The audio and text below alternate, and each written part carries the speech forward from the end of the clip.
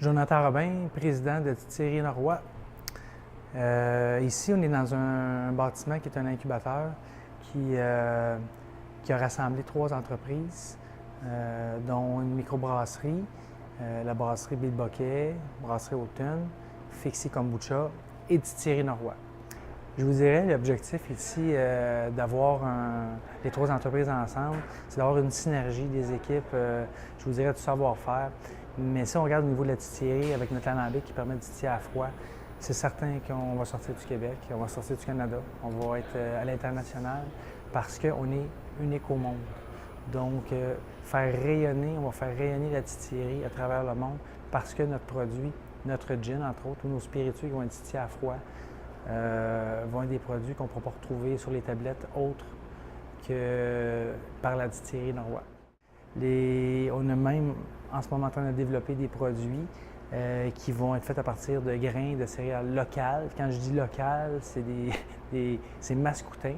Donc, on veut sortir une vodka mascoutaine faite à partir de grains locaux qui pourrait être effectivement un produit qui va se distinguer par rapport aux autres microdistilleries qui n'ont peut-être pas nécessairement accès à des grains locaux. Je me présente Carl Poisson, je suis directeur de la recherche et développement à la Distillerie Norrois. Je vais vous présenter notre alambic de distillation à froid. Donc, tout d'abord, on remplit le réservoir ici du liquide qu'on veut distiller. Après avoir appliqué un vide à l'intérieur de l'ancêtre, le liquide se met à bouillir. Il est sous forme gazeuse, il est entraîné vers le haut pour être ensuite recondensé à l'aide de notre système de refroidissement à l'azote liquide pour être ensuite transféré à l'aide de ces valves dans notre cuve, dans notre réservoir de garde.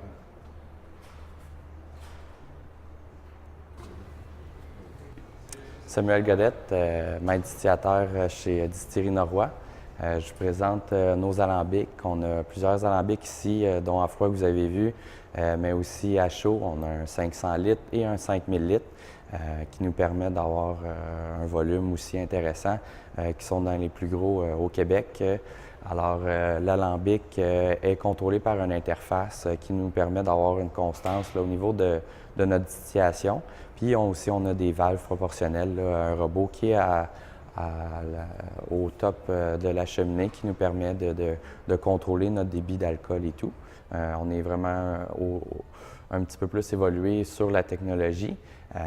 C'est un alambic avec chaleur, alambic traditionnel, qui passe là, la vapeur à travers la cheminée et qui est récolté après par le condenseur. Et pour être sûr qu'on ait un produit là, de premium, de top qualité, bien, l'interface nous aide beaucoup pour ça.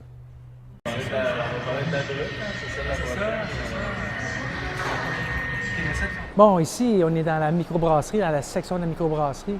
Comme j'ai expliqué tout à l'heure, on est un incubateur, donc on est 3 entreprises, la brasserie, le kombucha et la distillerie. Donc c'est ici qu'on brasse notre bière. Naturellement, c'est la section qui est Automne, la bière qui est Automne, qui est une bière sans gluten, qui a été dégluténisée par un processus enzymatique. C'est une bière de soif, c'est une bière de grande qualité, c'est une lager supérieure.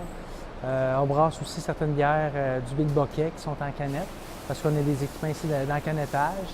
Et même les installations qu'on voit ici servent pour la production du kombucha, qui est un thé fermenté, qui est un procédé qui est différent de la bière, mais auquel on peut utiliser tous les équipements qui sont ici, dont aussi la canneuse pour encanner nos produits. Fixie Kombucha, naturellement, c'est un kombucha de grande qualité et c'est le projet de ma conjointe, Linda Grenon. Donc, c'est son bébé et c'est même elle qui est présidente de cette compagnie-là.